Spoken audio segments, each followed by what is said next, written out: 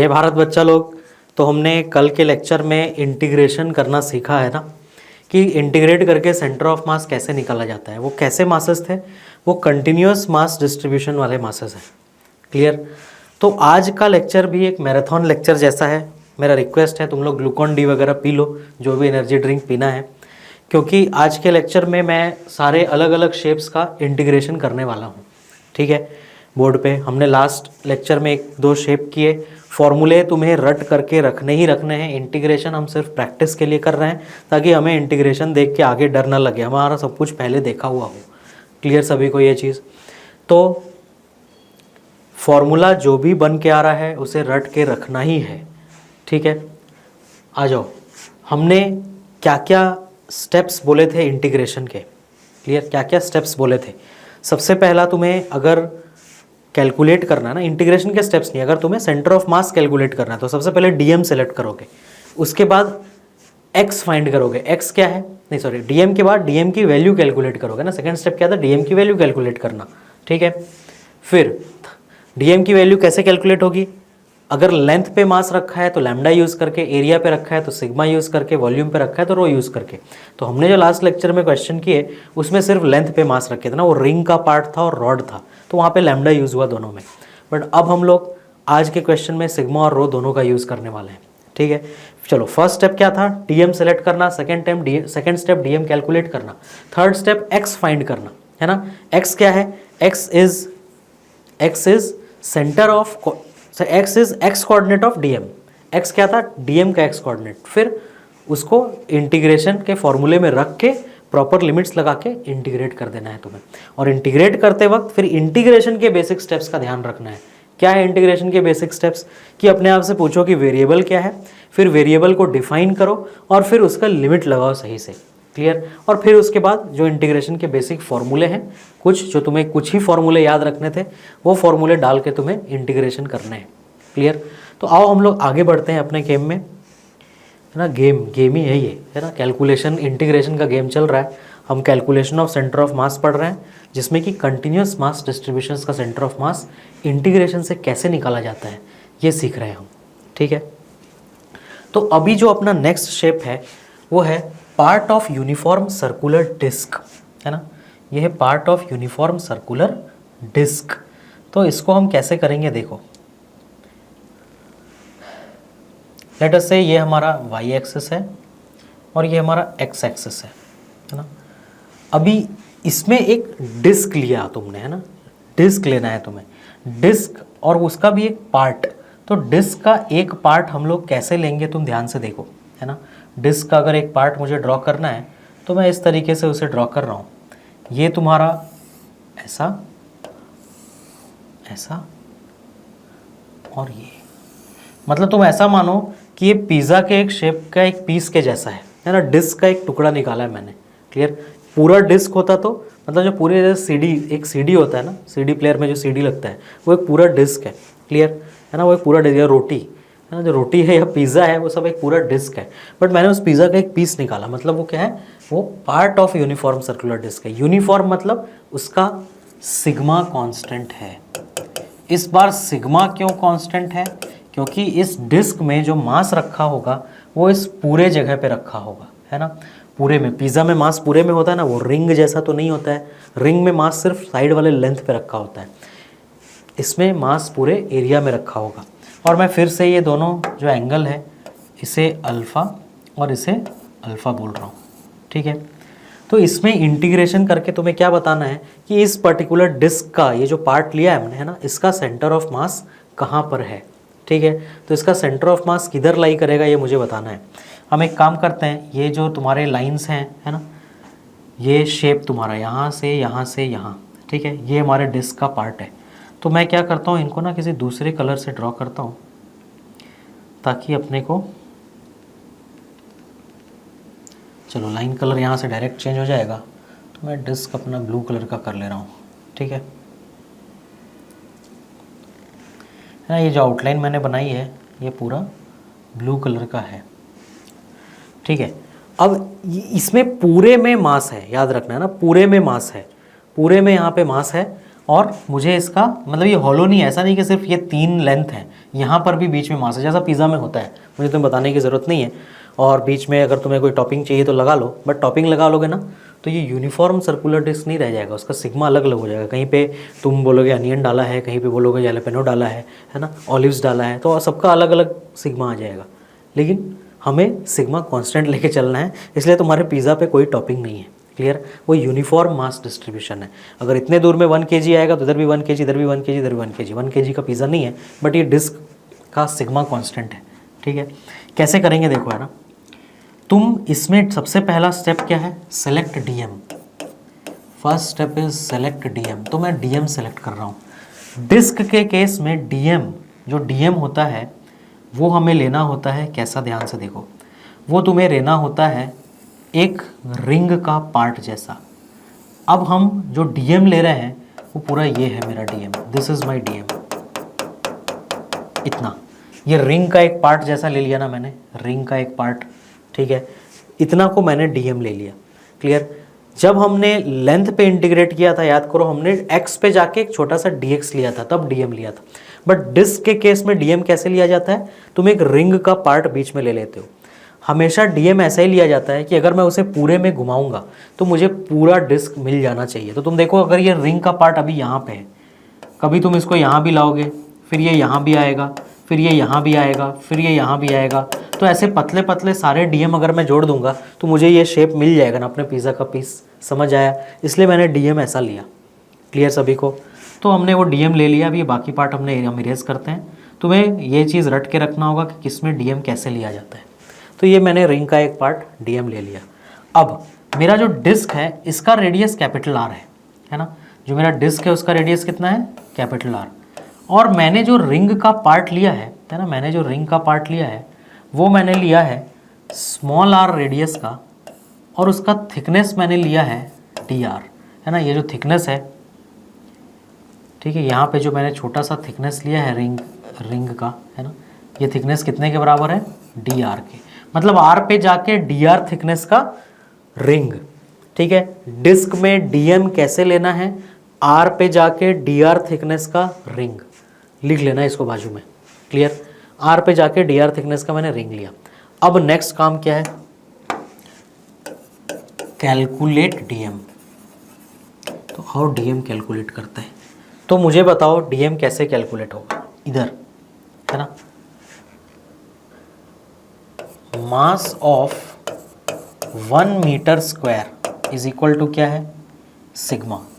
यहाँ पे सिग्मा क्यों लिया मैंने, क्योंकि एरिया पे मास रखा है ना। डिस्क, पिज़्ज़ा का सरफेस एक एरिया होता है। क्लियर सभी को? और तुम मान के चलो ये डिस्क है, जैसे पिज़्ज़ा का कुछ थिकनेस होता है ना, इसका कोई थिकनेस नहीं है, ये बिल्कुल पतला है, थिन क्रस्ट पिज़्ज़ा। और थिन भी मतलब एकदम थिनेस्ट क्रस्ट पिज़्ज़ा है ये। क्लियर? कोई थिकनेस नहीं, इसीलिए मास सिर्फ एरिया पे रखा है। क्योंकि अगर मैं इसका थिकनेस डाल दूंगा ना तो ये इसका वॉल्यूम भी आ जाएगा, तो फिर अपने को रो पे काम करना पड़ेगा। तो हम उसके बारे में नहीं जा रहे, बट यहाँ पे हम सिग्मा ले रहे हैं। ठीक है, अभी सिग्मा हो गया, है ना। 1 मीटर स्क्वायर का मास कितना है, सिग्मा केजी। सिग्मा वही होता है। मुझे कितने मीटर स्क्वायर का मास चाहिए, जितना ये रिंग का एरिया है, बोलो, है ना। जितना ये रिंग का एरिया है उतना ही मास चाहिए ना। तो डीएम की वैल्यू क्या होगी बताओ। डीएम का वैल्यू होगा, मैंने तुमको बात बताया था ना, डीएम का वैल्यू जब लेंथ पे मास रखा था तो क्या था, lambda into length of DM था ना। डीएम की वैल्यू क्या थी, जब एक लेंथ पे मास रखा था तो हमने लास्ट लेक्चर पे लिखा था ना कि डीएम की वैल्यू होगी lambda into length of DM. ठीक है, सिमिलरली जब एक एरिया में मास रखा होगा तो डीएम की वैल्यू होगी sigma into area of DM, है ना, एरिया ऑफ डीएम। क्यों, क्योंकि ये सिग्मा क्या है, केजी पर मीटर स्क्वायर है ना। सिग्मा इज केजी पर मीटर स्क्वायर, तो इसको मैं मीटर स्क्वायर से मल्टीप्लाई करूंगा तभी तो मुझे केजी मिलेगा ना। क्लियर? एरिया से मल्टीप्लाई करना पड़ेगा क्योंकि ये 1 मीटर स्क्वायर का मास है, तो मुझे कितने एरिया का चाहिए उससे मैं मल्टीप्लाई करूंगा। सिमिलरली अगर वॉल्यूम में मास रखा होगा तो रो इंटू वॉल्यूम ऑफ डीएम, है ना, रो इंटू वॉल्यूम ऑफ डीएम। क्योंकि केजी पर मीटर क्यूब को मीटर क्यूब से मल्टीप्लाई करेंगे तभी तो केजी मिलेगा। जैसे यहाँ पे केजी पर मीटर को मीटर से करते ना, यहाँ पे क्या हो रहा है, केजी पर मीटर इंटू मीटर, तो केजी बच रहा है। यहाँ पे kg पर metre cube into metre cube, तो kg बच रहा है। तो हर बार मास ही निकालना है तो kg तो बचना है, बट जब रो कर रहे हो तो वॉल्यूम ऑफ डीएम से मल्टीप्लाई करोगे, सिग्मा है तो एरिया ऑफ डीएम, लैम्डा है तो लेंथ ऑफ डीएम, है ना। ये तीनों फॉर्मूला कहीं पे एक जगह डब्बे में लिख लेना। अब मुझे इसका एरिया चाहिए, बोलो इसका एरिया कैसे निकलेगा? इसका एरिया लेंथ इंटू ब्रेड्थ से निकलेगा। समझ आया? इसका एरिया कैसे निकला? Length into breadth. तुम ऐसा मानो कि मैंने इस रिंग को निकाला और उसे पीट पीट के सीधा कर दिया, है ना। मैंने इस रिंग को निकाला और उसे पीट पीट के ऐसे सीधा कर दिया, ऐसा, है ना। ये रिंग का जो पार्ट है मैंने निकाला, सीधा कर दिया। मुझे बताओ इसका ब्रेड्थ कितना है? ये dr के बराबर है। और इसका लेंथ कितना होगा? Most important. तो ध्यान से देखो, ये एंगल अल्फ़ा है, ये एंगल भी अल्फ़ा है, क्लियर। तो ये आर्क लेंथ के बराबर है ना, मतलब ये टोटल एंगल 2 अल्फ़ा है और इसका रेडियस स्मॉल r है, तो ये r इंटू 2 अल्फ़ा है ना। ये लेंथ कितना है? r into 2 alpha. क्लियर सभी को? तो r इंटू 2 अल्फ़ा इसका लेंथ है ना, आर्क लेंथ। देखो इसका आर्क का लेंथ निकाला है मैंने, है ना, वही इसी को तो पीट के मैंने सीधा किया ना, ऐसे इधर उधर से मारा और से सीधा किया, तो ये रेक्टेंगल जैसा ही हो गया ना। तो सिंपल मैं लेंथ इंटू ब्रेड से निकाल सकता हूँ ना इसका एरिया, एक ही बात है। तो लेंथ इंटू ब्रेड से, जब भी रिंग का एरिया निकालोगे तो लेंथ इंटू ब्रेड करोगे। क्लियर सभी को, है ना। मैंने एक थिकनेस लिया है रिंग का, इस रिंग का कुछ थिकनेस भी है ना, पतला रिंग नहीं है, थिकनेस कितना है? dr। तो length of ring into breadth, ये एरिया निकलेगा। ये भी एक नया कॉन्सेप्ट सीख रहे हैं हम लोग यहाँ पे, है ना, कि अगर मुझे एक छोटा सा एक कोई लेंथ है जिसका थोड़ा सा थिकनेस है, तो उसका एरिया कैसे निकालते हैं? तो लेंथ को ब्रेड से मल्टीप्लाई कर दोगे उसके थिकनेस से, तो तुम्हें एरिया मिल जाएगा। समझ आया? इसके लिए भी तुम्हें साइड में कहीं पे थोड़ा नोट लिखना पड़ेगा, है ना। एक बार करना है सिर्फ आज के लेक्चर में ये चीज़ें, आगे इंटीग्रेशन तुम्हें हमेशा ईजी लगने वाला है, ठीक है। तो ये r इंटू 2 अल्फ़ा, तो एरिया कितना हो गया मेरा, है ना। तो एरिया ऑफ डीएम कितना आ जाएगा बताओ? 2 alpha r dr, 2 alpha r dr आ जाएगा, है ना। एरिया ऑफ डीएम क्या आ जाएगा? 2 अल्फ़ा r dr। तो हमें इसका मतलब कितना का मास चाहिए, कितने मीटर स्क्वायर का? 2 alpha r dr metre square का हमें मास चाहिए। तो कितना हो जाएगा? Sigma into 2 alpha r dr। Clear सभी को? ये डीएम की वैल्यू आ गई, तो हमने डीएम कैलकुलेट कर लिया। ये था अपना सेकंड स्टेप। उसके लिए हमें ये सारी चीज़ें ये और ये करना पड़ा। नेक्स्ट 3x, है ना। नेक्स्ट क्या है? Third step, put value of x and DM in formula, है ना। Put value of x and DM in formula. अब ध्यान से देखो, अब इस x में कहानी है, x में क्या कहानी है वो भी तुम्हें साइड में अलग से लिखना होगा। x is x coordinate of dm when dm is a point mass। जब dm एक पॉइंट मास है, जैसा कि लास्ट लेक्चर तक था, तब तक वो x कोऑर्डिनेट, x क्या है? x कोऑर्डिनेट ऑफ dm है। अगर dm पॉइंट मास नहीं है तो x is x coordinate of centre of mass of dm। अगर dm पॉइंट मास नहीं है तो एक बड़ा मास होगा, तो फिर तुम उसमें कौन सा x लोगे? तो तुम उस dm का जो सेंटर ऑफ मास होगा उसका x कोऑर्डिनेट लोगे। अभी सिर्फ लिखो, है ना। ये कब होगा? When dm is not point mass, ठीक है। जब dm पॉइंट मास नहीं है तो x क्या करोगे? x उस जो भी dm, जो भी शेप का तुमने dm लिया है ना, जिस भी शेप का तुमने dm लिया है, उस शेप का जहां भी सेंटर ऑफ मास होगा, है ना, उस शेप का जहां भी सेंटर ऑफ मास होगा उसका x कोऑर्डिनेट होगा वो। क्लियर? जब वो पॉइंट मास था तो कोई प्रॉब्लम नहीं था, तुम dm का ही x कोऑर्डिनेट लिख देते थे। बट अगर वो पॉइंट मास नहीं है तो क्या करना है तुम्हें, है ना। When it is not a point mass, when dm is not a point mass, तो x क्या होगा? x coordinate of centre of mass of dm। जैसा कि यहाँ पर है, देखो मैंने जो dm लिया है, क्या वो पॉइंट मास है क्या? नहीं। dm एक इतना बड़ा मास है, एक रिंग का पार्ट जैसा है ये, है ना, रिंग के पार्ट जैसा है। तो मुझे इस रिंग का जो dm मैंने लिया ना, ये रिंग का पार्ट जो मैंने लिया ना, यहाँ पे अंदर ब्लू से जो मैंने शेड किया है, इसके सेंटर ऑफ मास का x कोऑर्डिनेट लिखना पड़ेगा। तो अब यहाँ पे ध्यान से देखो, मैं दोनों की वैल्यू लिख रहा हूँ। डीएम तो मैंने निकाल लिया, कितना है DM, sigma 2 alpha R D are. तो मैं इसमें क्या कर रहा हूँ, सिग्मा को भी अंदर ले आ रहा हूँ, तो ये 2 sigma alpha R D are, ये डीएम है। और एक्स की वैल्यू क्या होगी, इस शेप का एक्स कोऑर्डिनेट वो कितना आएगा, बोलो। ये रिंग का एक पार्ट है ना, जो सेंटर पे 2 अल्फा एंगल बना रहा है, इसका फॉर्मूला हमने कल ही डिराइव किया, वो कितना था, R sine theta by theta, वही था ना इसका एक्स कोऑर्डिनेट। तो तुम अब यहाँ पे उस फॉर्मूले को यूज़ करोगे, क्लियर।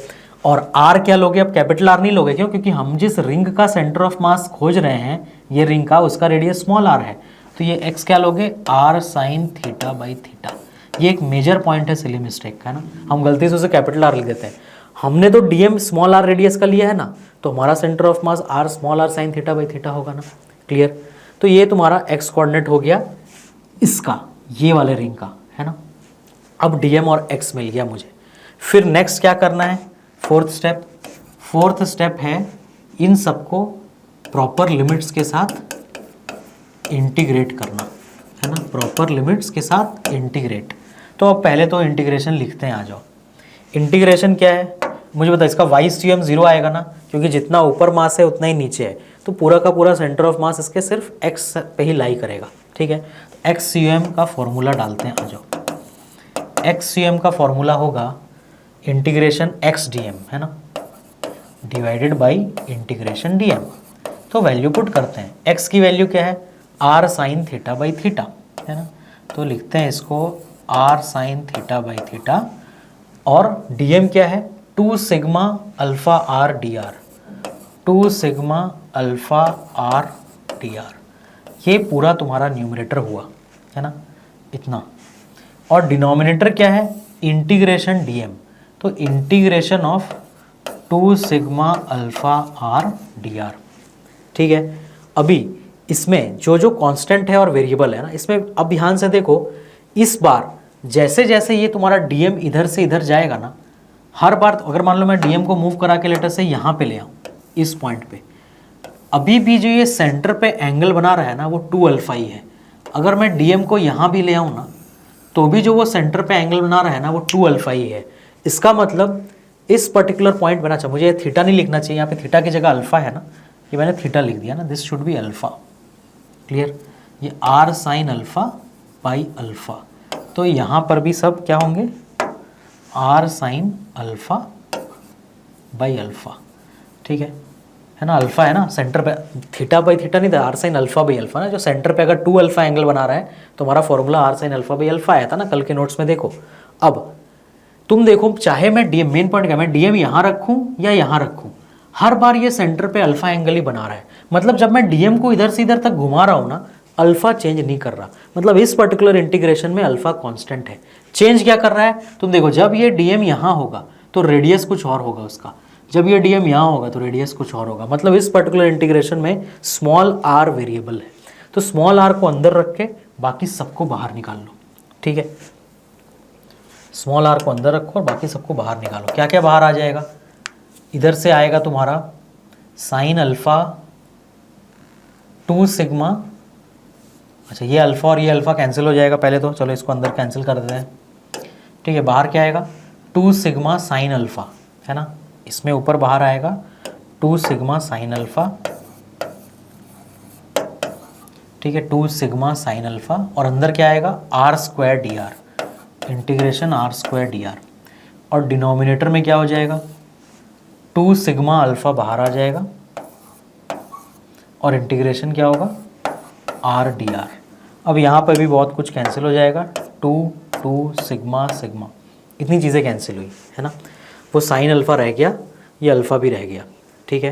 अब हम लोग लिमिट डालते हैं। तुम ध्यान से देखो, लिमिट डालना यहाँ बहुत आसान है, कुछ लोगों ने गेस कर भी लिया होगा कि क्या लिमिट आने वाला है। मुझे बता, जब ये डीएम मैं बिल्कुल ऐसे कोने में ले आऊँगा, है ना। अच्छा, लिमिट कैसे डालना है, स्टेप वाइज फॉलो करते हैं, चलो, है ना।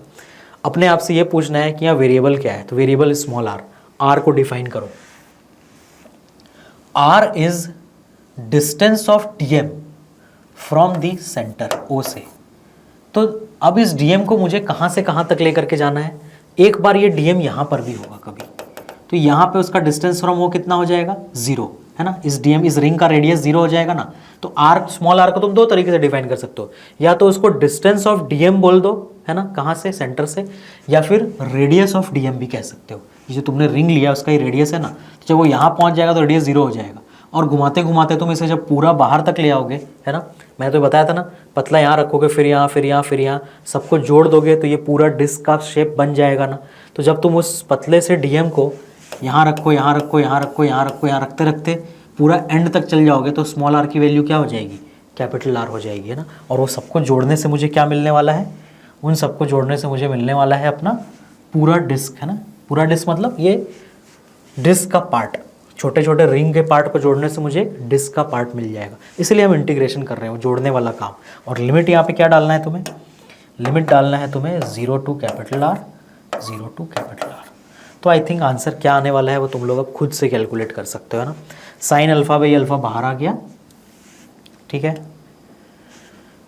साइन अल्फा बाई अल्फा हमारा बाहर है, अंदर इधर क्या आया, आर क्यूब बाई 3, है ना, ऊपर आया आर क्यूब बाई 3, तो ये आर क्यूब बाई 3, और डिनोमिनेटर में आर स्क्वायर बाई 2, तो इसको मैं आर स्क्वायर और 2 को ऊपर, तो यहाँ से भी कुछ कैंसिल हो गया, या आर स्क्वायर इसको कैंसिल कर देगा।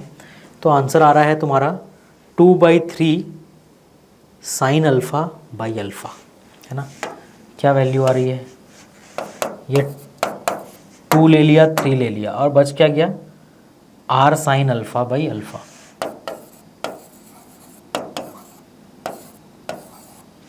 ये आया XCUM का फॉर्मूला। तो इस फॉर्मूले को हम लोग यहाँ पे अपने डायग्राम के बाजू में लिख लेते हैं, ठीक है। XCUM कितना आ गया, 2/3 R sine alpha by alpha, ठीक है। दिस सॉरी ये है तुम्हारा सेंटर ऑफ मास का formula of a part of a disc, जो कि सेंटर पे कितना एंगल बना रहा है, 2 अल्फ़ा, है ना। ये उसका फॉर्मूला है ना, सेंटर पे 2 अल्फ़ा एंगल बना रहा है। और ये हमने पूरा इंटीग्रेशन कर लिया, ठीक है। तो 2r sine alpha by 3 alpha, ये सेंटर ऑफ मास आ गया। वाई सेंटर ऑफ मास इसका कितना आ जाएगा, 0 आ जाएगा, ठीक है। तो इसका सेंटर कहीं इधर लाई करेगा, क्लियर है ना। 2/3 R sine alpha by alpha, इसके पहले वाला फॉर्मूला कितना था, R sine alpha by alpha था, ये 2/3 R sine alpha by alpha आया, क्लियर। मतलब उससे कम, रिंग वाले से कम, मतलब अगर रिंग का सेंटर ऑफ मास इधर लाई करता है, इस रिंग का, तो उसका कुछ कम लाई करेगा अंदर, ठीक है। 2/3 1 से कम होता है ना, इसीलिए। कोई नहीं, चलो डायग्राम ड्रॉ करके हम लोग अलग से दोनों डायग्राम ड्रॉ कर लेते हैं, है ना। अगर दोनों डायग्राम मतलब जैसे कल हमने रिंग में किया था ना, अभी हमने कैसा लिया, पहले डिस्क का पार्ट तुमने इस तरीके का लिया, क्लियर। ये डिस्क का एक पार्ट है जो कि 2 अल्फ़ा एंगल बना रहा है सेंटर पे। तो इसका जो सेंटर ऑफ मास आया है वो इससे कितना डिस्टेंस पे आया है, दिस डिस्टेंस इज, है ना, ये जो C आया है ये आया है 2/3 R sine alpha by alpha पे, यही है वो सेंटर ऑफ मास, है ना, क्लियर। ओरिजिन से इतने डिस्टेंस पर, क्लियर। ऐसा होगा अगर डिस्क तुमने इस तरीके से रखा होगा, या फिर अगर तुमने ऐसा वर्टिकली रखा होगा डिस्क, लेट अस से डिस्क हमने ऐसा रखा है, ये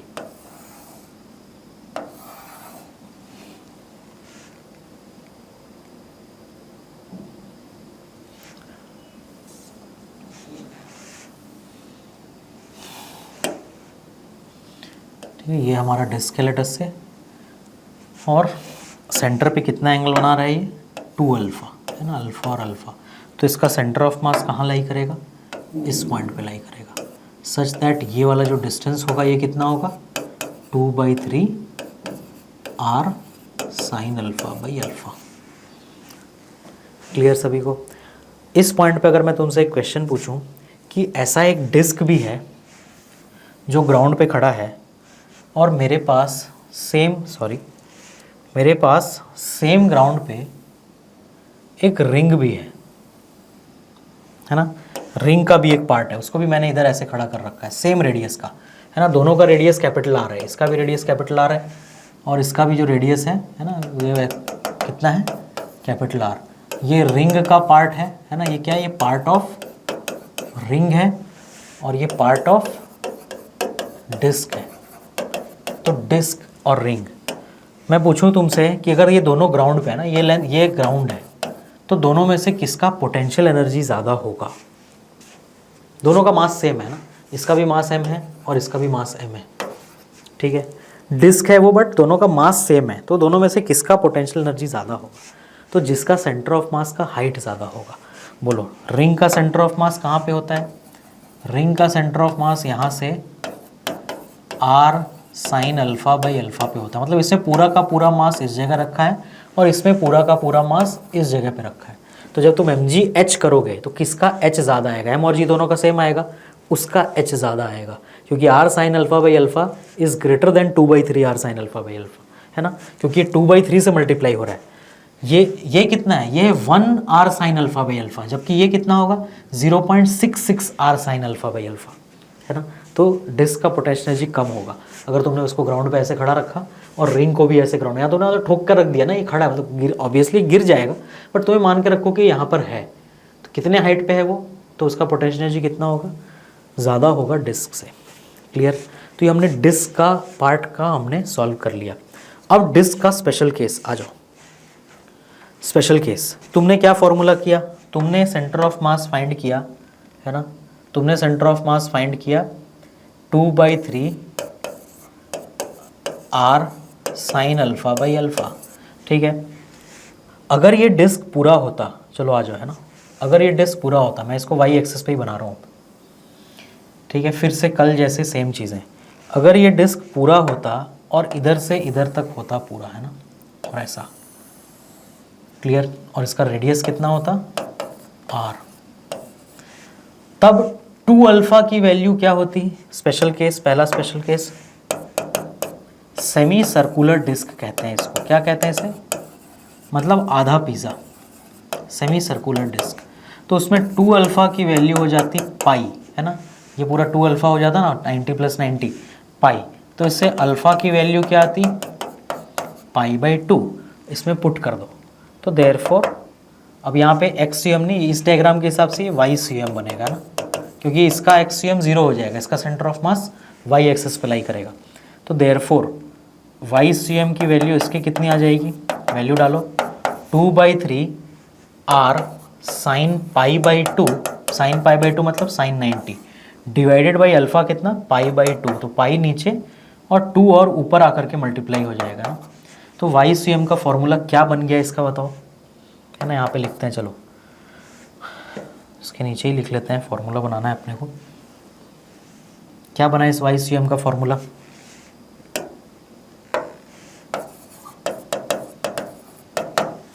बोलो, साइन π/2 तो 1 हो गया, है ना, मैंने वैल्यू डाली जस्ट 2 अल्फ़ा पाई, तो अल्फ़ा की वैल्यु π/2, तो साइन π/2 1 हो गया, है ना, तो 2r था और ये नीचे वाला 2 ऊपर, तो 4r/3 pi, this is 4r/3 pi.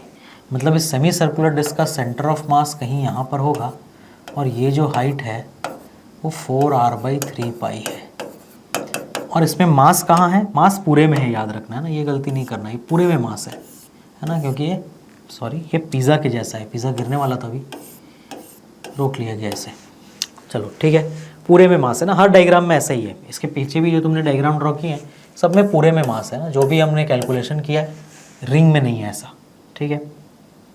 Ring में मास सिर्फ कहाँ होता है? उसके लेंथ पे। और यहाँ भी जो तुमने डायग्राम बनाया है मास पूरे में है, ठीक है। तो ये हमने पार्ट ऑफ डिस्क कर लिया और उसका एक स्पेशल केस देख लिया। अच्छा, अगर ये डिस्क पूरा कंप्लीट होता, मतलब फुल डिस्क, है ना, second special case, full disc होता, तो मुझे बताओ 2 अल्फ़ा की वैल्यू कितनी होती?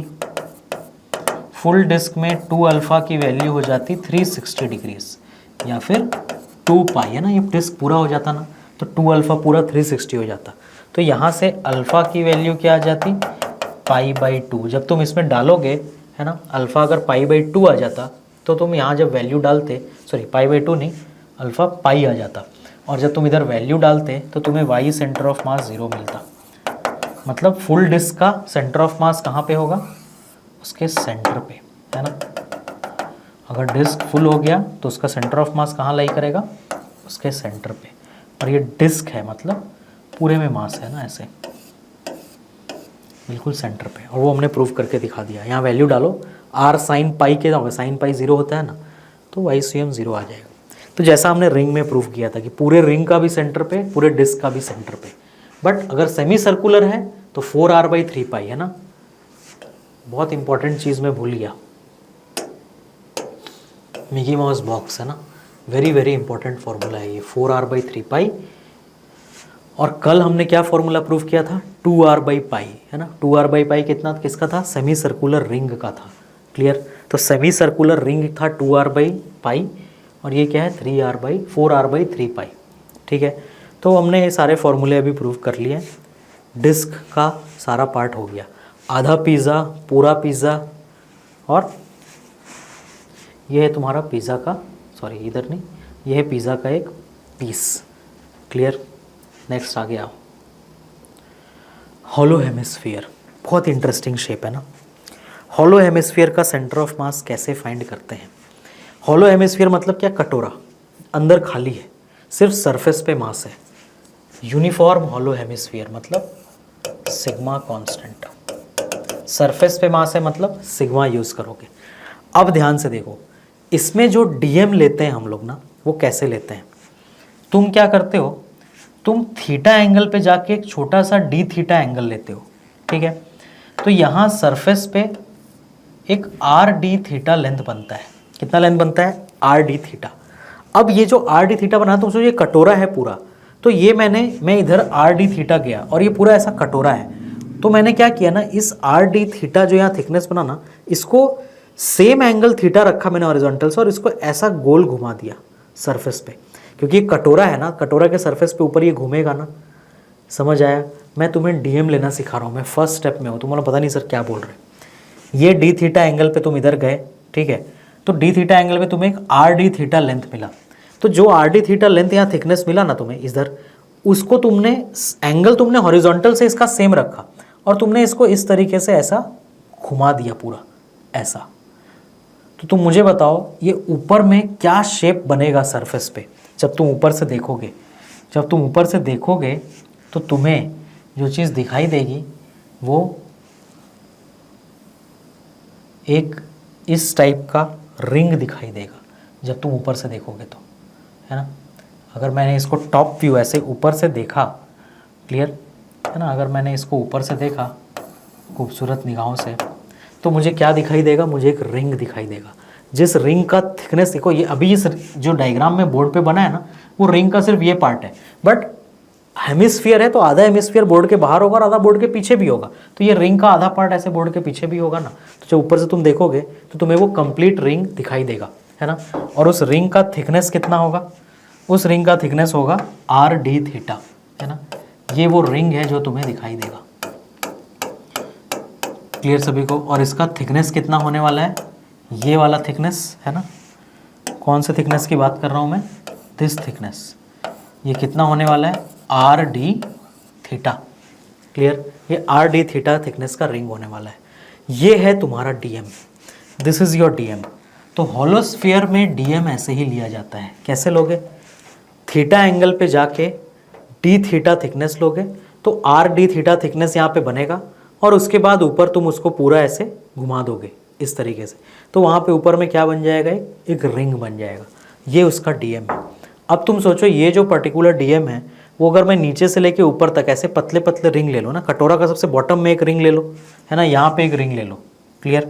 कटोरा के बॉटम में एक रिंग ले लो यहाँ पे ऐसा, ठीक है। फिर उसके जस्ट ऊपर एक दूसरा रिंग ले लो, फिर उसके जस्ट ऊपर एक तीसरा रिंग ले लो, फिर चौथा रिंग ले लो। ऐसे अगर सारे रिंग को मैं ऐड कर दूंगा तो मुझे पूरा अपना हेमिस्फीयर मिल जाएगा ना।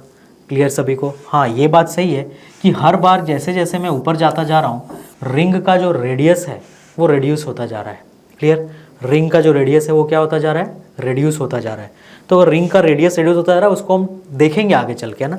बट इम्पॉर्टेंट पॉइंट क्या है कि जो रिंग है हमारा वो अलग अलग जो हमने रिंग ऐड किया है इसमें, ठीक है। तो इस तरीके से अगर तुम्हारा एक रिंग नीचे, एक उसके ऊपर, एक उसके ऊपर, एक उसके ऊपर, ऐसे रिंग्स आ गए तो क्या होगा, फाइनली तुम्हारा पूरा हेमिस्फीयर कंप्लीट हो जाएगा। रिंग ही क्यों लिया मैंने, क्योंकि जो हॉलो हेमिस्फीयर है उसके सिर्फ सरफेस पे मास है, उसके अंदर मास नहीं होता, वो हॉलो है, अंदर से खाली। और रिंग भी क्या है, रिंग में भी सिर्फ साइड में ही मास है, बीच में खाली है। समझ आया? तो जब मैं रिंग लूंगा, सबसे नीचे जब उस रिंग को लूंगा तो बीच वाला एरिया खाली रहेगा ना, सिर्फ साइड में मास होगा, फिर उसके जस्ट ऊपर, फिर जस्ट ऊपर, फिर जस्ट ऊपर, ऐसे ऐसे करके मैं रिंग लेता जाऊंगा तो मेरा पूरा का पूरा हेमिस्फीयर बन जाएगा। समझ आई बात सभी को?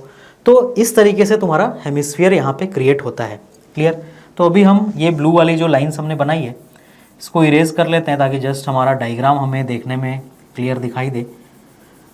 तो हॉलो हेमिस्फीयर में डीएम कैसे लेना है, थीटा पे जाके डी थीटा एंगल पे एक आर डी थीटा थिकनेस का रिंग लेना है। ठीक है, इस लाइन को तुम लिखोगे, है ना। हॉलो हेमिस्फीयर का डीएम कैसा होगा, थीटा एंगल पे जाके आर डी थीटा थिकनेस का एक रिंग लेना है। समझ आई बात सभी को? ये तो ये तुम्हारा क्या हो गया, ये पूरा डीएम हो गया। तो ये सेलेक्ट कर लिया हमने डीएम, ये हमने अपना फर्स्ट स्टेप किया, याद रखना। अब सेकंड स्टेप क्या है, डीएम का कैलकुलेशन। मुझे बताओ यहाँ पे काम सिग्मा से होगा ना? यस। तो डीएम क्या होता है बोलो। इस केस में डीएम की वैल्यू है ना, यहाँ पे मैं लिख रहा हूँ डीएम इज इक्वल टू, ठीक है, मैं डीएम का कैलकुलेशन कर रहा हूँ यहाँ पे, DM is equal to sigma into area of DM.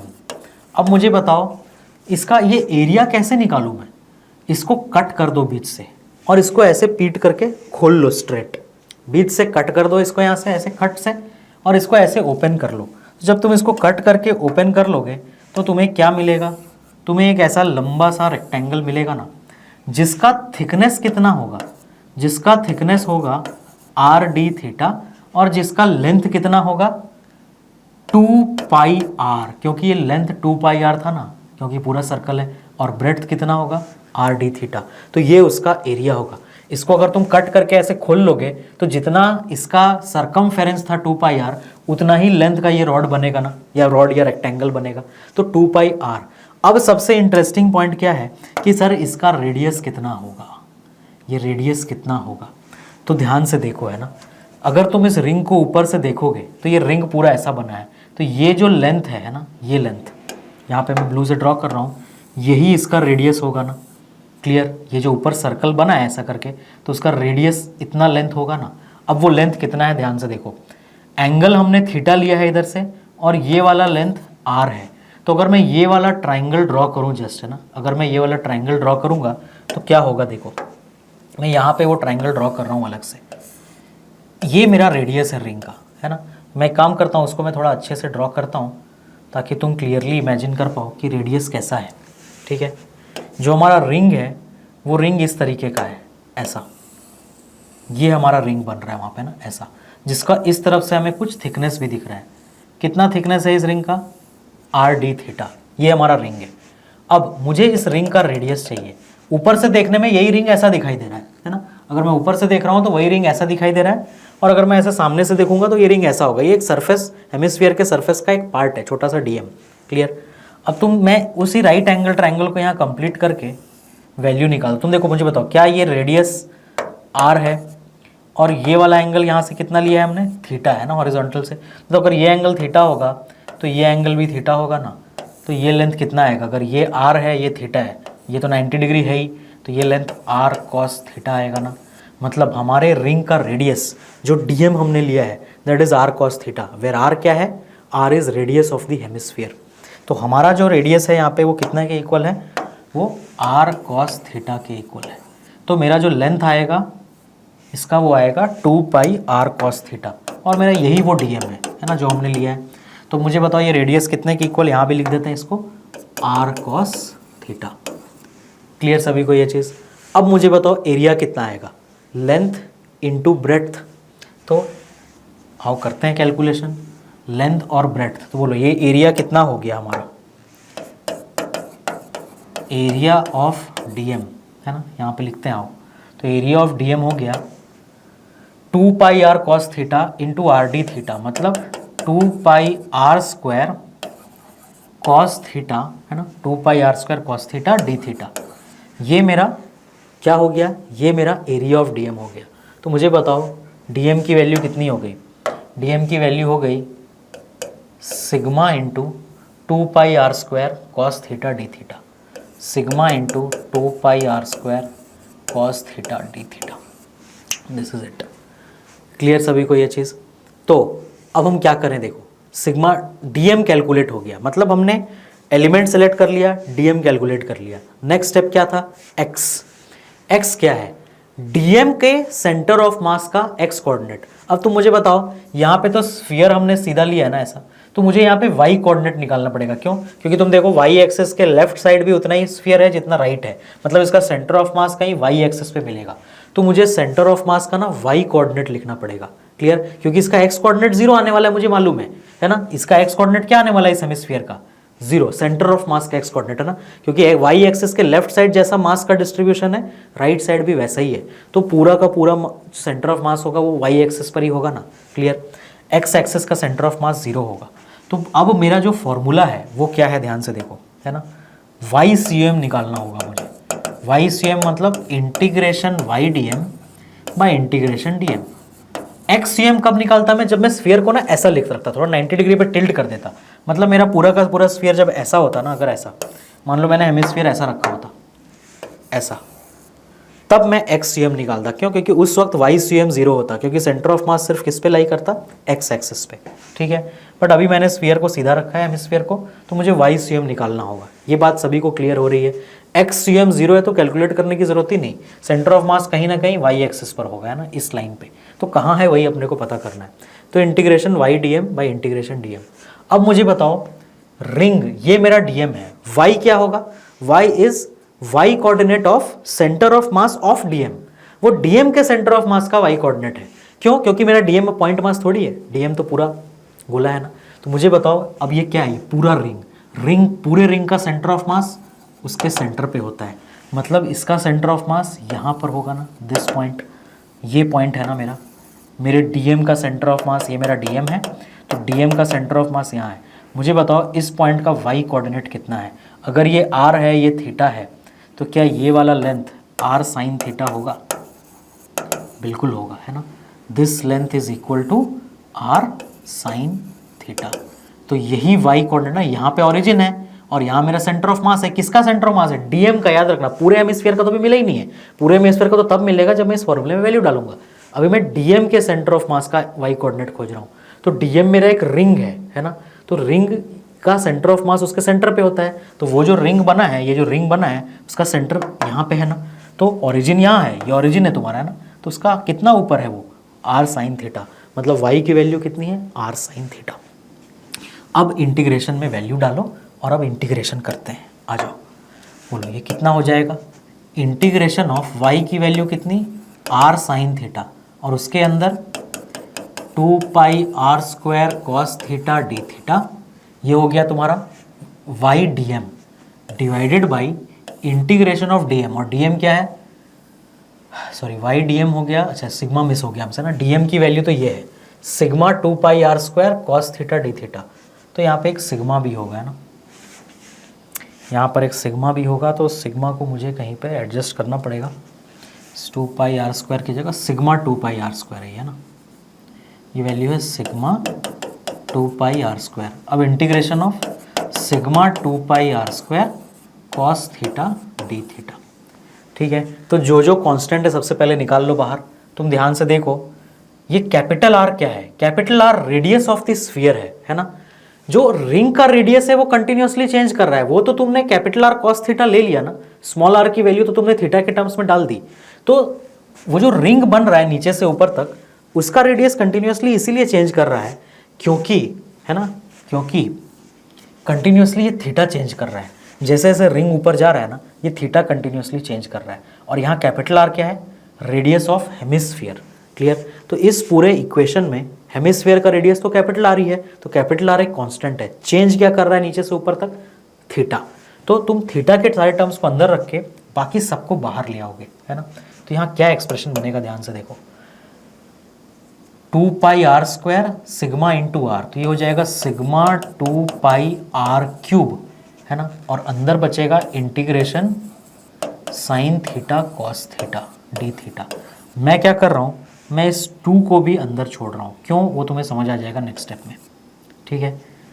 Whole divided by, ठीक है, सिग्मा 2 पाई आर क्यूब बाहर आ गया था, और नीचे से क्या आएगा, sigma 2 pi are square, sigma 2 pi are square, उस 2 को मैंने बाहर ले लिया, और नीचे cos theta D theta. Clear.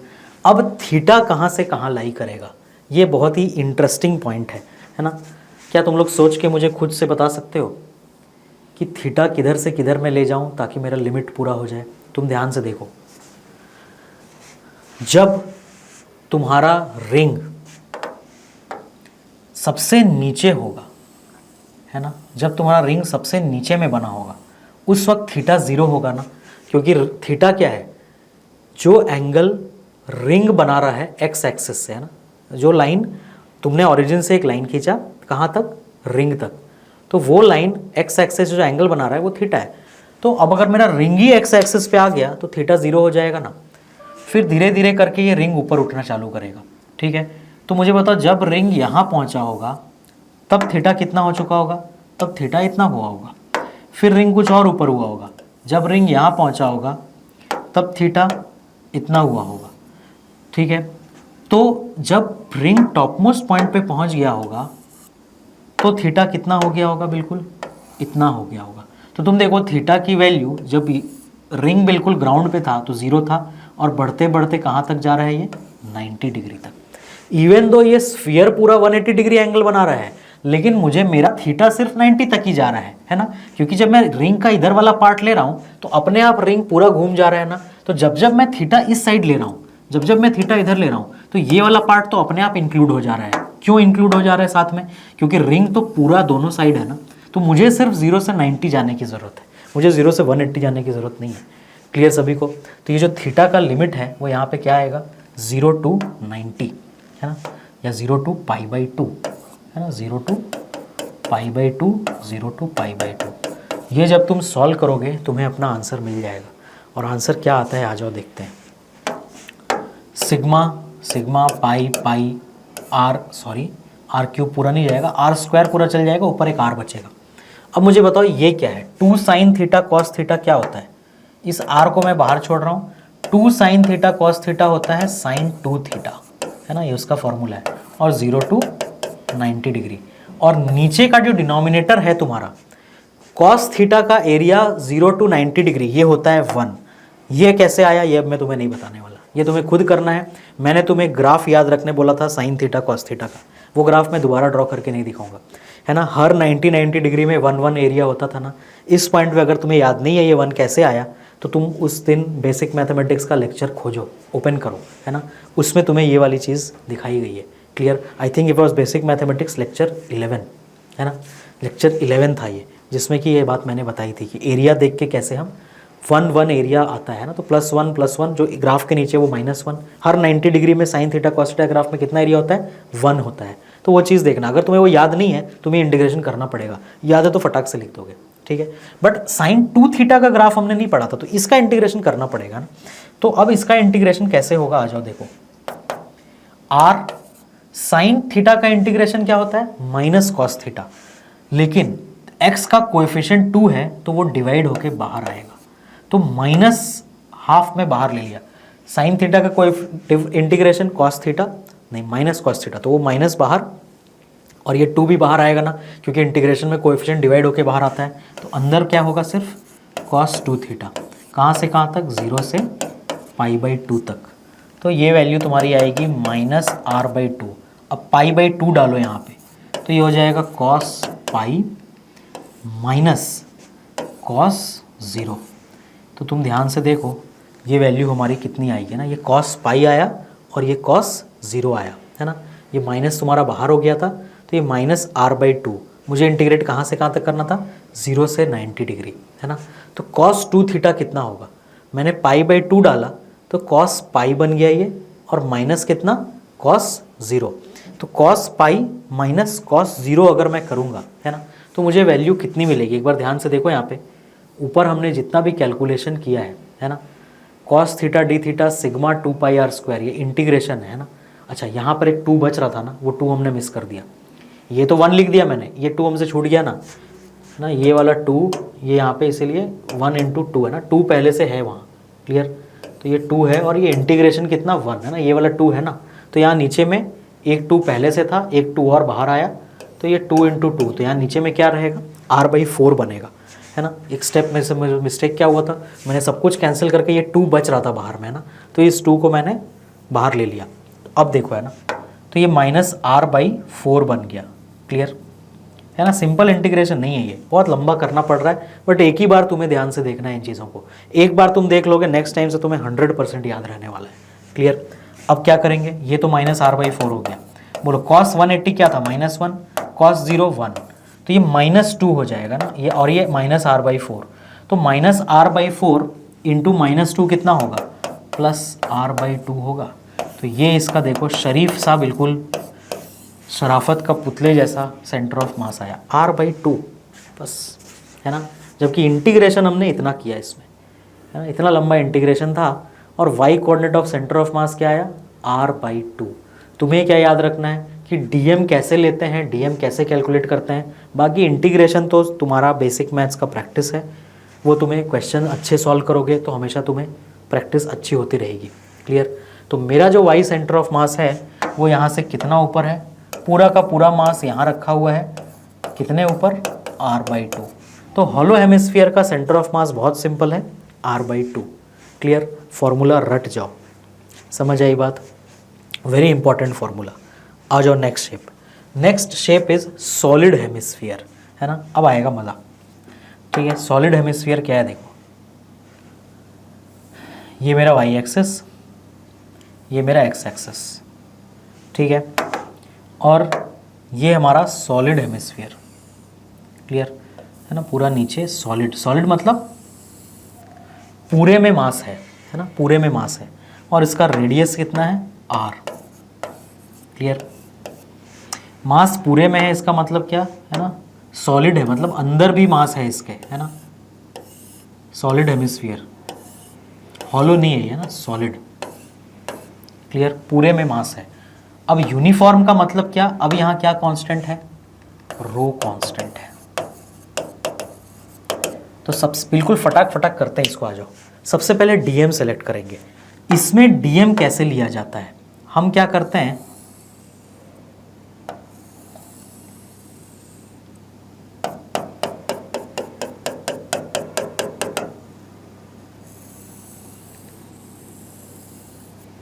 हम स्मॉल r डिस्टेंस पे जाके ना, मैं रेड से ही मार्क करता हूँ ताकि दिखाई दे, स्मॉल r डिस्टेंस पे जाके, है ना, dr थिकनेस का हेमिस्फीयर ले लेते हैं। dr थिकनेस का क्या लेते हैं, हेमिस्फीयर। अब तुम सोचो, ऐसे पतले पतले पतले पतले सारे हेमिस्फीयर जब मैं जोड़ दूंगा तो मुझे एक पूरा सॉलिड हेमिस्फीयर मिल जाएगा ना। सबसे छोटा सा हेमिस्फीयर कहाँ पे बनेगा, इधर बनेगा, फिर उसके ऊपर बनेगा, फिर उसके ऊपर बनेगा, फिर उसके ऊपर, फिर उसके ऊपर, फिर उसके ऊपर। तो ऐसे पतले पतले सारे हेमिस्फीयर अगर मैंने जोड़ दिए, है ना, पूरा बाहर तक, एंड तक, तो मुझे क्या मिल जाएगा, अपना पूरा सॉलिड हेमिस्फीयर मिल जाएगा ना। तो सॉलिड हेमिस्फीयर कैसे बन सकता है, सारे पतले पतले हॉलो हेमिस्फीयर को जोड़ के।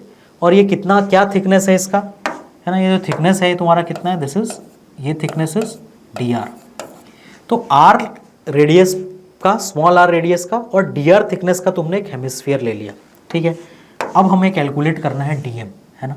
तो मेरा dm का मास कितना आएगा बताओ, मुझे बताओ dm कैसे कैलकुलेट होगा, वो होगा रो इंटू वॉल्यूम ऑफ dm। तो मुझे बताओ, जैसे हमने एरिया लेंथ इंटू ब्रेड्थ से निकाला ना, उसी तरह वॉल्यूम जो है वो एरिया इंटू थिकनेस से निकाला जा सकता है। वॉल्यूम किससे निकाला जा सकता है, एरिया इंटू थिकनेस, प्रोवाइडेड हर जगह थिकनेस सेम हो, हर जगह थिकनेस सेम हो। ये फॉर्मूला कब काम करेगा, थिकनेस शुड बी सेम। ये फॉर्मूला किधर से आया, आओ पहले मैं तुम्हें ये समझाता हूं। तुम ध्यान से देखो, ये कौन सा शेप है, सिलेंडर। बोलो सर इतना आप हमें मालूम ही नहीं था, ये सब शेप इतने खतरनाक होते हैं, नाम ही भूल गए। सिलेंडर है ये, ठीक है, ये सिलेंडर है। अब ये जो सिलेंडर है, मुझे बताओ इसका एरिया क्या होता है? एरिया नहीं, सॉरी, इसका वॉल्यूम क्या होता है? ये कैसे आता है? ध्यान से देखो, मुझे बताओ क्या ये एरिया मालूम है तुम्हें? पाई आर स्क्वायर। अब इसका थिकनेस नीचे से लेके ऊपर तक h है ना, इसको मैं बोल सकता हूँ ना कि h थिकनेस का है, इसका थिकनेस h है। तो तुम देखो इसका एरिया इंटू थिकनेस करो तो वॉल्यूम मिल जाएगा ना, एरिया इंटू थिकनेस करो तो पाई आर स्क्वायर इंटू एच आ गया वॉल्यूम। और एग्जाम्पल है, ध्यान से देखो, अगर मैं एक ऐसा क्यूबॉइड बनाऊँ, है ना, क्या बनाऊँ? क्यूबॉइड। मुझे बताओ अगर ये L है, ये B है, ये H है, तो इसका जो एरिया है नीचे में, ये वाला एरिया, ये कितना है? एरिया लेंथ इंटू ब्रेड्थ है, और इसका थिकनेस कितना है? H। तो L into B into H volume बन जाएगा ना, एरिया इंटू थिकनेस, उसका वॉल्यूम, इसका भी वॉल्यूम आ गया। बस कंडीशन क्या है? नीचे से लेके ऊपर तक थिकनेस सेम होना चाहिए, मतलब पूरा H होना चाहिए। क्लियर सभी को ये चीज़? ऐसा नहीं कि तुम अगर ये फॉर्मूला कहाँ काम नहीं करेगा? कोण में काम नहीं करेगा, है ना। तुम बोल दोगे कि ये पाई आर स्क्वायर है, तो नीचे से लेकर के ऊपर तक ये थिकनेस कहाँ सेम है ना, ये हाइट तो चलो मैं समझा, बट ये थिकनेस सेम नहीं आ रहा। देखो इसमें थिकनेस सेम ही आ रहा है पूरा, यहाँ भी थिकनेस सेम आ रहा है। तो ऐसे डायग्राम्स में ये फॉर्मूला काम करेगा, एरिया इंटू थिकनेस। हमारे डायग्राम में भी करेगा। हमारा डायग्राम में क्या है? ये मेरा एरिया है हेमिस्फीयर का, और उसका थिकनेस हर जगह डी आर ही है। देखो डी आर थिकनेस का हेमिस्फीयर लिया ना मैंने, इसीलिए हमारा जो वॉल्यूम होगा वो कितना होगा? एरिया कितना होता है हेमिस्फीयर का? पूरे स्फीयर का 4 पाई आर स्क्वायर होता है सरफेस एरिया, है ना। तो हेमिस्फीयर का कितना होगा? 2 पाई आर स्क्वायर, और थिकनेस कितना है? D R. तो अब यहाँ से डीएम मिल गया तुम्हें। डीएम की वैल्यू क्या हो गई, है ना? डीएम की वैल्यू क्या हो गई? इधर ही लिख देता हूँ मैं। डीएम हो गया rho into 2 pi are square D R. ये हो गया डीएम। क्लियर? अब फिर से हम यहाँ पे वाई सी एम निकालेंगे ना, क्योंकि मुझे मालूम है एक्स सी एम 0 आने वाला है। ये पूरा का पूरा मास जितना वाई एक्सिस के लेफ्ट साइड है उतना ही राइट साइड, तो centre of mass Y axis पे ही आएगा ना। क्लियर सभी को? तो हम वाई सी एम निकालेंगे। आओ करते हैं। वाई सी एम है ना, integration Y D M divided by integration D M. Clear सभी को? Integration Y D M divided by integration D M. ठीक है। अब नेक्स्ट, ये जो इंटीग्रेशन वाई डी एम है और ये इंटीग्रेशन डी एम है, इसमें y की वैल्यू और dm की वैल्यू डालनी है। y क्या है? Coordinate of centre of mass of dm। मुझे बताओ मेरा dm कैसा है? हेमिस्फीयर। हेमिस्फीयर का सेंटर ऑफ मास हमने अभी अभी कैलकुलेट किया, वो होता है यहाँ से r/2 ऊपर। लेकिन मुझे कैपिटल R नहीं लिखना होगा, मुझे लिखना होगा स्मॉल r। क्यों? क्योंकि मेरा जो हेमिस्फीयर है वो स्मॉल r रेडियस का है ना। हमने जो हॉलो हेमिस्फीयर लिया है जो dm की तरह, उसका फॉर्मूला r/2 है ना। बोलो हॉलो हेमिस्फीयर लिया ना मैंने जो डीएम लिया वो इतना ही थिकनेस लिया। ऐसे पतले पतले जोड़ दूंगा तो सॉलिड बनेगा, वो जोड़ने का काम मैं अब कर रहा हूँ। बट मेरा डीएम तो इतना पतला सही है ना, उसके अंदर कोई माल नहीं है। ऐसे पतले पतले मैं जोड़ूंगा तब पूरा माल तैयार होगा सॉलिड स्फीयर का। ठीक है। तो अभी ये हॉलो स्फीयर की तरह है ना, मेरा डीएम बस इतना ही है जो मैंने यहाँ पे रेड पे बनाया है। तो ये तो हॉलो हेमिस्फीयर है, तो उसका सेंटर ऑफ मास कहाँ होता है? वाई सी एम, ऑरिजिन से r/2 ऊपर, जहाँ r क्या है? Radius of hemisphere. तो हमने स्मॉल r लिया है तो तुम स्मॉल r/2 लिखोगे। ठीक है। अब वैल्यू डालते हैं इसमें ना, देखो ध्यान से, इज इक्वल टू, ठीक है, ये इज इक्वल टू क्या होगा? इंटीग्रेशन, बोलो वाई सी एम क्या है इसका? r/2, और डीएम की वैल्यू डाल दो rho 2 pi are square D r, rho 2 pi are square D r. ठीक है। Divided by integration dm rho 2 pi are square D r. Clear? अब मुझे बताओ, अच्छा पहले बाहर कर लेते हैं सारे कांस्टेंट्स। मुझे बताओ क्या यहाँ पे स्मॉल r ही वेरिएबल है, सिर्फ इजीली दिख रहा है। अभी तुमने इतने रेडियस का स्फीयर बनाया है ना, वो कहाँ से कहाँ तक जाएगा? सबसे छोटा होगा तो 0, फिर 0 से बड़ा होते होते होते सबसे बड़ा रेडियस ऑफ हेमिस्फीयर कितना आएगा? Capital R। मतलब स्मॉल r की वैल्यू कहाँ से कहाँ तक वेरी करने वाली है? 0 से कैपिटल R, 0 से कैपिटल R। मैंने पहले ही लिमिट डाल दिया, पहले मुझे कांस्टेंट बाहर निकाल लेने चाहिए थे, कोई बात नहीं, अब निकाल लेते हैं। क्या क्या कांस्टेंट है? देखो ये 2 और 2 तो कैंसिल हो जाएगा, तो रो और पाई ऊपर कांस्टेंट आ गया है ना। ऊपर वाला कांस्टेंट कितना आ गया? रो इंटू पाई, है ना, रो इंटू पाई। और इंटीग्रेशन किसका करना है मुझे? r³ dr। कहाँ से कहाँ? 0 से r। नीचे से क्या बाहर आएगा? पूरा रो इंटू 2 पाई बाहर आ जाएगा ना। और इंटीग्रेशन किसका करना है? r² dr। कहाँ से कहाँ? 0 से r। कैंसिल क्या क्या हो गया? रो ने रो को मार दिया, पाई ने पाई को मार दिया, नीचे 2 बचा हुआ है, इस बार भूलना नहीं, पिछले बार मैं भूल गया था, ठीक है। तुम तो क्या भूलोगे, मुझे याद रखना पड़ेगा, है ना, कोई बताने वाला तो है नहीं यहाँ, क्या करें। बोलो r³ का इंटीग्रेशन कितना होगा, r4/4, ठीक है। तो कैपिटल R4/4 और नीचे में ये 2 है, ये मुझे याद रखना है। अब इधर क्या आएगा, r³/3, तो मैं इसको r³ से मल्टीप्लाई करूँगा और 3 जो है वो ऊपर चला जाएगा। तो क्या क्या कैंसिल हो गया, r³ पूरे इससे चला गया, ऊपर r बचा, तो ऊपर 3r नीचे 8, 3r/8। This is the answer of centre of mass of solid hemisphere, है ना। सॉलिड हेमिस्फीयर का सेंटर ऑफ मास है 3r/8, क्लियर। तो ये अगर मैं डायग्राम फिर से एक बार ड्रॉ करता हूँ, ध्यान से देखो, है ना। अगर मेरा ऐसा एक सॉलिड हेमिस्फीयर है, ठीक है, जिसमें पूरे में मास है अंदर, तो इसका जो सेंटर ऑफ मास का y कोऑर्डिनेट है ना, याद रखना ओरिजिन यहाँ बेस से 3r/8, ऊपर से 3r/8 मत ले लेना, ठीक है। अगर तुम 3r/8 लोगे तो सेंटर ऑफ मास यहाँ लाई कर रहा है कहीं, सच दैट ये हाइट कितना है, 3r/8। अब मुझे बस इतना बता देना कि हॉलो हेमिस्फीयर का पोटेंशियल एनर्जी ज़्यादा होगा कि सॉलिड हेमिस्फीयर का पोटेंशियल एनर्जी ज़्यादा होगा, अगर ये ग्राउंड है तो, ग्राउंड या फिर अगर ये ओरिजिन है तो। इसका मतलब बोलो r/2 बड़ा होता है या 3r/8 बड़ा होता है, r/2 बड़ा है ना, इसका मतलब करके देख लो, 3/8 करोगे तो कितना आएगा, ये पूरा r/2 0.5r होता है, जबकि ये 0.37 कुछ ऐसा आएगा।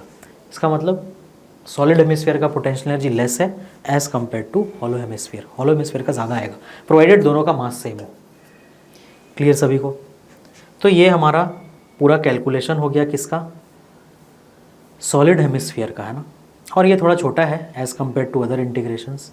अब इसमें एक और पर्टिकुलर डायग्राम है जो हमें करना है, यूनिफॉर्म सॉलिड कोन। ये मैं तुम्हें सिर्फ हिंट दूंगा और कुछ दूर तक करूंगा, कंप्लीट तुम्हें खुद से करना है, क्लियर। सॉलिड कोन है ना पूरा, तो सॉलिड कोन कैसे ड्रॉ हो, यही पूरा भाग गया। सॉलिड कोन कैसे ड्रॉ होगा देखो,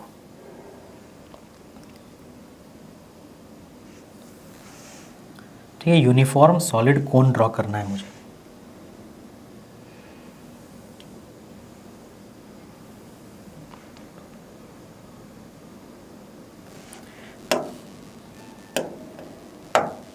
ठीक है, ये हमारा यूनिफॉर्म सॉलिड कोन, क्लियर।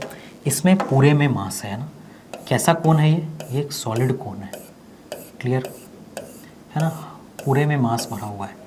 मुझे इसका सेंटर ऑफ मास कैलकुलेट करना है, ठीक है।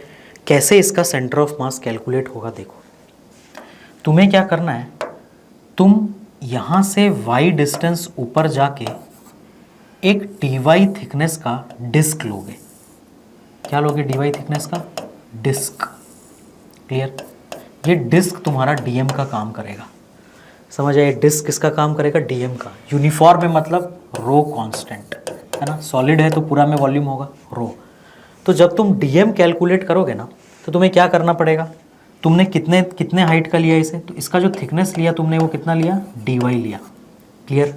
तो तुम्हें सबसे पहले dm कैलकुलेट करना पड़ेगा। dm कैसे कैलकुलेट करोगे, area of disc into dy, ये इसका वॉल्यूम हो जाएगा। मैं सिर्फ तुम्हें बताऊंगा, कैलकुलेशन तुम्हें खुद करना है। अब डिस्क का एरिया कैसे निकलेगा, डिस्क का एरिया निकलेगा, तुम्हें इसका रेडियस निकालना पड़ेगा। लेट अस से ये स्मॉल r है ना, कुछ डेटा में ले रहा हूँ, कैपिटल H कोन का पूरा हाइट है और कैपिटल R इसका पूरा रेडियस है, क्लियर। तो मुझे इस स्मॉल r क्या है, इसका स्मॉल r इसका रेडियस हो गया। तो मुझे बताओ जो वॉल्यूम आएगा है ना, या जो dm आएगा, मैं dm डायरेक्ट लिख रहा हूँ, dm will be equal to rho into volume of disc. अब डिस्क का कुछ थिकनेस है इसीलिए इसका वॉल्यूम आएगा। जनरली क्या होता है, डिस्क के ऊपर तो सिर्फ सरफेस होता है तो सिर्फ एरिया निकालते हैं, बट कुछ थिकनेस है ना तो वॉल्यूम आएगा। बोलो कितना वॉल्यूम आएगा, पाई r² उसका एरिया हो गया और dy क्या हो गया, उसका थिकनेस, एरिया इंटू थिकनेस, तो ये dm हो गया। अब प्रॉब्लम यहाँ पे क्या है देखो, जब तुम आगे फॉर्मूले में वैल्यू तो डालोगे, प्रॉब्लम ये है कि जब तुम इंटीग्रेट करोगे ना इसको, इंटीग्रेट तो क्या होगा, इंटीग्रेशन करते टाइम तुम्हारे पे ना, तुम्हें YCM में ना 2 वेरिएबल मिलेंगे, जब तुम integration Y D M by integration D M करोगे, ठीक है, तुम्हें दो वेरिएबल मिलेंगे। क्या क्या मुझे बताया, वाई क्या है, Y centre of mass of DM है, तो डिस्क का सेंटर ऑफ मास कहाँ होता है, उसके सेंटर पे, तो इसका वाई कोऑर्डिनेट कितना है, वाई है ना, ये वाई ऊपर ही तो लिया है तुमने, तो इस पॉइंट का वाई कोऑर्डिनेट क्या होगा, वाई। तो यहाँ पे वाई की जगह तुम क्या लिखोगे, वाई की जगह वाई लिखोगे, क्योंकि यहाँ क्या लिखना था तुम्हें, डीएम के सेंटर ऑफ मास का वाई कोऑर्डिनेट। तो ये मेरा डीएम है डिस्क, तो उसका सेंटर ऑफ मास उसके सेंटर पे होगा, तो उस पॉइंट का वाई कोऑर्डिनेट क्या है ना, यहाँ हमने ऑरिजिन लिया है, तो उस पॉइंट का वाई कोऑर्डिनेट क्या है ना, ये एक्स एक्सेस है, वो वाई एक्सेस है, तो ये ऑरिजिन है, तो उस पॉइंट का वाई कोऑर्डिनेट वाई है, तो मैंने वाई लिखा। अब डीएम से मल्टीप्लाई करोगे, है ना, rho pi are square d y divided by integration of rho pi are square d y. अब जब तुम इसमें इंटीग्रेट करोगे ना, तो तुम देखो जैसे जैसे हम नीचे से ऊपर जा रहे हैं वाई भी चेंज कर रहा है। डीएम ऐसा क्यों लिया सबको समझ आ गया होगा, है ना, जब तुम डिस्क पतला सा यहाँ पे लोगे, फिर उसके ऊपर, फिर उसके ऊपर, फिर उसके ऊपर, फिर उसके ऊपर, तो ऐसे पतले पतले पतले पतले सारे डिस्क जब तुम जोड़ दोगे तो तुम्हारा ये पूरा, है ना, जब पतले पतले डिस्क नीचे से ऊपर जोड़ोगे तो तुम्हें पूरा कोन मिल जाएगा। तो इसका मतलब मुझे नीचे से ऊपर तक जाना है पूरा, लेकिन अब प्रॉब्लम मेरे साथ ये है कि नीचे से ऊपर जाने में हाइट तो चलो 0 से h जा रहा है, हाइट 0 से h जा रहा है, लेकिन इस y की वैल्यू जो 0 से h तक जा रही है उसके साथ साथ ये r भी बदल रहा है ना। अगर मैं डिस्क यहाँ लूँ तो रेडियस कुछ और होगा, बट अगर मैं डिस्क यहाँ ले लूँ तो रेडियस कुछ और हो जाएगा ना। इसका मतलब मेरे इस इंटीग्रेशन में दो वेरिएबल हैं।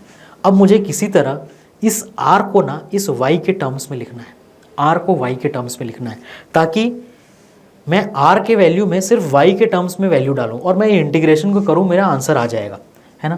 तो r को अगर तुमने y के टर्म्स में लिख दिया तो सिर्फ y ही एक वेरिएबल बचेगा ना। अब वो कैसे करना है वो मैं तुम्हें नहीं बता रहा, वो तुम्हें खुद से सोचना है ना। इस डायग्राम को देखो, बेसिक ज्योमेट्री यूज़ करनी है जो तुमने क्लास 10th में सीख रखी है, क्लियर। उससे तुम्हें जो r की वैल्यू है ना वो y के टर्म्स में आ जाएगी।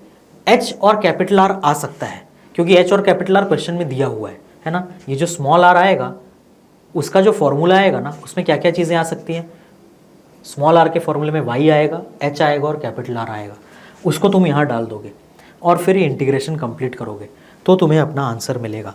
वो आंसर तुम्हें मिलेगा, मैं आंसर लिख दे रहा हूँ यहाँ पे, YCM तुम्हें मिलेगा h/4, मतलब इस पर्टिकुलर पॉइंट से h/4 ऊपर, वहाँ पे तुम्हें सेंटर ऑफ मास मिलेगा उसका, ठीक है, ओरिजिन से h/4 ऊपर। तो यहाँ से कितना नीचे, वहाँ से 3h/4 नीचे, बट इस पॉइंट से 3h/4, इस पॉइंट से h/4 ऊपर, है ना। यहाँ से h/4 ऊपर मतलब यहाँ से 3h/4 नीचे होगा ना, h - h/4 3h/4 आ जाएगा, तो वो तुम्हें अपना आंसर मिलेगा h/4। तो वो आंसर वाला डायग्राम मैं कंप्लीट ड्रॉ कर देता हूँ यहाँ पे कि कैसा आंसर फाइनल है तुम्हारा।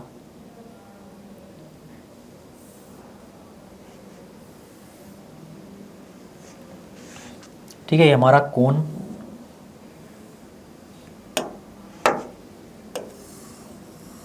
जिसका हाइट कितना है, कैपिटल H। अच्छा, ये कैसा कोन है, ये सॉलिड कोन है ना, दिस इज योर सॉलिड कोन। और तुम्हें इसमें क्या करना है, तुम्हें इसमें जो सेंटर ऑफ मास है वो मैं ये कह रहा हूँ कि इससे h/4 हाइट ऊपर मिलेगा। सारा का सारा मास तुम यहाँ कॉन्सेंट्रेट मान सकते हो, और ऑब्वियसली इस पॉइंट से फिर ये कितना नीचे होगा, 3h/4, है ना, क्योंकि टोटल हाइट h है। पर तुम्हें ये h/4 याद रखो ना, उल्टा खड़ा है तुम्हारा कोन, यहाँ ओरिजिन है, तो h/4 हाइट ऊपर तुम्हारा क्या मिलेगा, अपना सेंटर ऑफ मास, क्लियर। अब इसके आगे कैलकुलेशन तुम्हें करना है और ये h/4 आंसर निकालना है, क्लियर सभी को।